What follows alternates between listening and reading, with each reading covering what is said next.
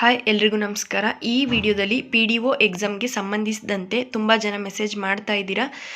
Key answer ಯಾವಾಗ announce ಆಗುತ್ತೆ, ಇನ್ನು ಯಾವಾಗ ಬರುತ್ತೆ? ಆಲ್ರೆಡಿ ಎಕ್ಸಾಮ್ ಮುಗಿದು 15 ಡೇಸ್ ಕಂಪ್ಲೀಟ್ ಆಯಿತು, ಬಟ್ ಇನ್ನು ಕೀ ಆನ್ಸರ್ ಬಂದಿಲ್ಲ.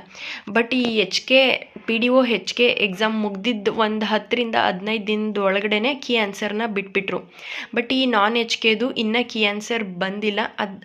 ಮತ್ತು ಯಾವುದೇ ರೀತಿ ಅದ್ರದ್ದು ಬಗ್ಗೆ ಒಂದು ಅಪ್ಡೇಟ್ ಇಲ್ಲ ಅಂತ ತುಂಬ ಮೆಸೇಜ್ ಮಾಡಿದ್ದೀರಾ. ಸೊ ಹಾಗಾಗಿ ಈ ವಿಡಿಯೋ ನಾನು ಮಾಡ್ತಾ ಇದ್ದೀನಿ. ನಾನು ಇದ್ರ ಬಗ್ಗೆ ಕಂಪ್ಲೀಟ್ ಅಪ್ಡೇಟ್ನ ತಿಳಿಸ್ಕೊಡ್ತೀನಿ. ಸೊ ಯಾರೇನು ನನ್ನ ಚಾನಲ್ಗೆ ಸಬ್ಸ್ಕ್ರೈಬ್ ಮಾಡದೆ ನೋಡ್ತಿದ್ದೀರೋ ಪ್ಲೀಸ್ ಸಬ್ಸ್ಕ್ರೈಬ್ ಮಾಡ್ಕೊಂಡು ನೋಡಿ, ಹಾಗೆ ಈ ವಿಡಿಯೋಗೆ ಒಂದು ಲೈಕ್ ಮಾಡಿ.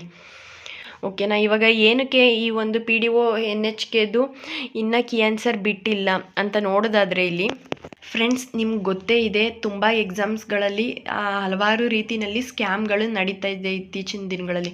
ಓಕೆನಾ? ಅದಕ್ಕೆ ನೋಡೋದಾದರೆ ಈಗ ಮೊನ್ನೆ ಅಷ್ಟೇ VAಗೆ ಸಂಬಂಧಿಸಿದಂತೆ ಈ ತುಮಕೂರು ಜಿಲ್ಲೆಗೆ ಸಂಬಂಧಿಸಿದಂತೆ ಕೆಲವೊಂದಷ್ಟು ಸ್ಕ್ಯಾಮ್ಗಳು ನಡೀತು. ಓಕೆನಾ? ಅದಕ್ಕಿಂತ ಮುಂಚೆನೇ ತುಂಬ ನಡೆದಿದೆ ಈ ಥರ ಎಕ್ಸಾಮ್ಗಳಲ್ಲಿ.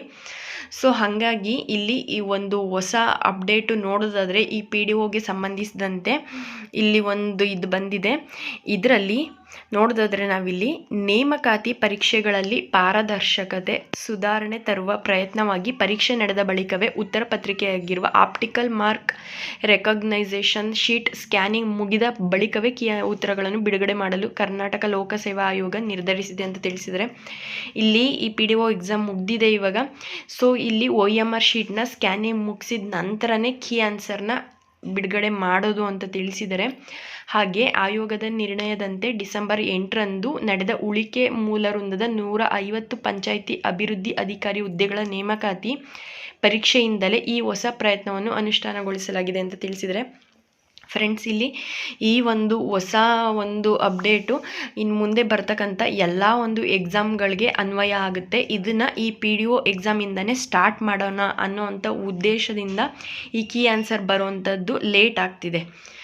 ಪರೀಕ್ಷೆ ನಡೆದ ನಂತರ ಎಲ್ಲ ಉತ್ತರ ಪತ್ರಿಕೆಗಳು ಮೌಲ್ಯಮಾಪನ ಕೇಂದ್ರಕ್ಕೆ ತಲುಪಿದ 1 ತಿಂಗಳ ಒಳಗೆ ಸ್ಕ್ಯಾನಿಂಗ್ ಮುಗಿಸುವ ಗುರಿ ಹೊಂದಲಾಗಿದೆ ಅಂತ ತಿಳಿಸಿದರೆ, ಆಲ್ಮೋಸ್ಟ್ ಅಭ್ಯರ್ಥಿಗಳಿಗೆ ಬೇರೆ ಒಂದು ಎಲ್ಲ ಒಂದು ರೀತಿಯ ಹುದ್ದೆಗಳಿಗೆ ಹೆಲ್ಪ್ ಆಗಲಿ ಮತ್ತು ಅವ್ರಿಗೆ ಅದರಿಂದ ಒಂದು ಡಿಸ್ಟರ್ಬ್ ಆಗಬಾರ್ದು ಅನ್ನೋದಕ್ಕೋಸ್ಕರ ಎಕ್ಸಾಮ್ ಮುಗ್ದಿದ್ದು 1 ತಿಂಗಳು ಒಳಗಡೆ ಈ OMR ಶೀಟ್ದು ಸ್ಕ್ಯಾನಿಂಗ್ ಎಲ್ಲ ಮುಗಿಸಿ ಕೀ ಆನ್ಸರ್ನ ಬಿಡುಗಡೆ ಮಾಡುವಂಥ ಒಂದು ಪ್ರಯತ್ನ ಮಾಡ್ತಾ ಇದ್ದಾರೆ. ನೆಕ್ಸ್ಟು ಸ್ಕ್ಯಾನಿಂಗ್ ಮುಗಿದ ಬಳಿಕ ಅಭ್ಯರ್ಥಿಗಳ ಅಂಕಗಳ ಡಾಟಾ KPSCಯಲ್ಲಿ ಸುರಕ್ಷಿತವಾಗಿ ಸೇರಿದ ಬಳಿಕ, ಅಂದರೆ ಇಲ್ಲಿ OMR ಶೀಟ್ದು ಸ್ಕ್ಯಾನ್ ಎಲ್ಲ ಮುಗಿದ ನಂತರ KPSCನಲ್ಲಿ ಅದ್ರದ್ದೊಂದು ಡಾಟಾ ಅದರಲ್ಲೇ ಕಲೆಕ್ಟ್ ಆಗುತ್ತೆ.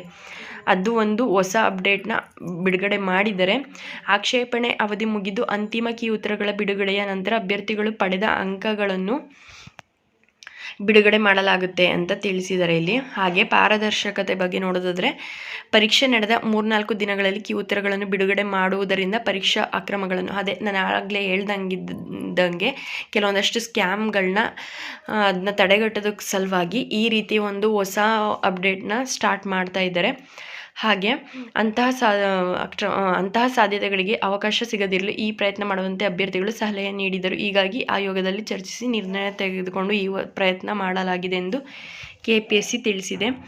ಹಾಗೆ ಅಭ್ಯರ್ಥಿಯ ಮಾಹಿತಿಯು ಗೌಪ್ಯ. ನೆಕ್ಸ್ಟು ಪರೀಕ್ಷೆಯ ನಂತರ OMR ಶೀಟ್ ಸ್ಕ್ಯಾನಿಂಗ್ ವೇಳೆ ಅಭ್ಯರ್ಥಿಯ ನೋಂದಣಿ ಸಂಖ್ಯೆ ಮತ್ತು OMR ಸಂಖ್ಯೆ ಗೊತ್ತಾಗಬಾರದು ಎಂದು OMR ಶೀಟನ್ನು 2 ಭಾಗವಾಗಿ ವಿಭಜಿಸಲಾಗಿದೆ. 2 ಭಾಗಗಳ ನಡುವೆ ಹರಡಿಕೊಂಡಿರುವಂತೆ ಬಾರ್ಕೋಡ್ ಮುದ್ರಿಸಲಾಗಿದೆ.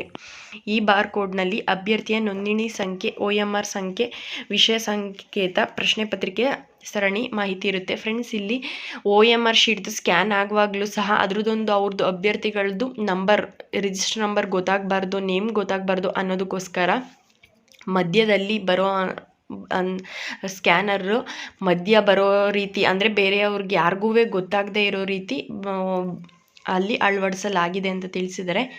ಹಾಗೆ 1ನೇ ಭಾಗದಲ್ಲಿ OMR ಸಂಖ್ಯೆ, ಅಭ್ಯರ್ಥಿಯ ನೋಂದಣಿ ಸಂಖ್ಯೆ, ವಿಷಯ ಸಂಕೇತ, ಸಹಿಗಳು ಇಲ್ಲಿ ಈ ರೀತಿ ಇರುತ್ತೆ. ನೆಕ್ಸ್ಟು 2ನೇ ಭಾಗದಲ್ಲಿ ಅಭ್ಯರ್ಥಿ ಗುರುತಿಸುವ ಸರಿ ಉತ್ತರ ಮತ್ತು ಬಾರ್ಕೋಡ್ ಮಾತ್ರ ಇರುತ್ತೆ ಅಂತ ತಿಳಿಸಿದ್ದಾರೆ ಇಲ್ಲಿ. ನೆಕ್ಸ್ಟು ಪರೀಕ್ಷೆಯ ನಂತರ ಸಮೀಕ್ಷಕರು OMR ಶೀಟನ್ನು 2 ಭಾಗ ಮಾಡಿ ಪ್ರತ್ಯೇಕವಾಗಿ ಸೀಲ್ ಮಾಡುತ್ತಾರೆ. ಉತ್ತರ ಇರುವ 2ನೇ ಭಾಗವನ್ನು ಮಾತ್ರ ಸ್ಕ್ಯಾನಿಂಗ್ಗೆ ಕಳುಹಿಸಲಾಗುತ್ತದೆ. ಈ ಮೂಲಕ ಸ್ಕ್ಯಾನಿಂಗ್ ವೇಳೆಯೂ ಗೌಪ್ಯತೆ ಕಾಪಾಡಲಾಗುತ್ತೆ ಅಂತ ತಿಳಿಸಿದ್ದಾರೆ. ಹಾಗೆ ಇಲ್ಲಿ ಕೀ ಆನ್ಸರ್ನ ಬಿಡುಗಡೆ ಮಾಡೋದಕ್ಕೆ 1 ತಿಂಗಳು ಬೇಕೇ ಬೇಕು.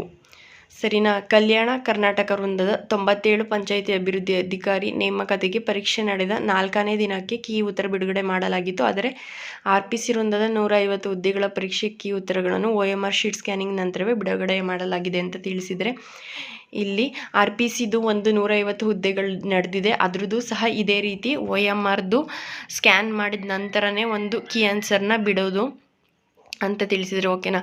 ಇವಾಗ ಈ PDO ಎಕ್ಸಾಮ್ದು ಒಂದು ಕೀ ಆನ್ಸರ್ ಬಂದು ನಿಮಗೆ ಇವಾಗ ಆಲ್ರೆಡಿ ಎಕ್ಸಾಮು 8ನೇ ತಾರೀಕು ಮುಗ್ದಿದೆ.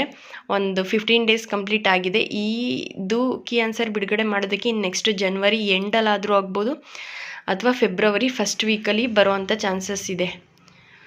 ಓಕೆನಾ? ನೆಕ್ಸ್ಟು ಇನ್ನು ಈ HKದು ಎಕ್ಸಾಮ್ದು ಎಕ್ಸಾಮ್ ಆಗುತ್ತಾ ಅನ್ನೋದು ಒಂದು ಡೌಟ್ ಬರೋದಾದರೆ, ಎಕ್ಸಾಮ್ ಆಗೋವಂಥ ಚಾನ್ಸಸ್ 80% ಇದೆ.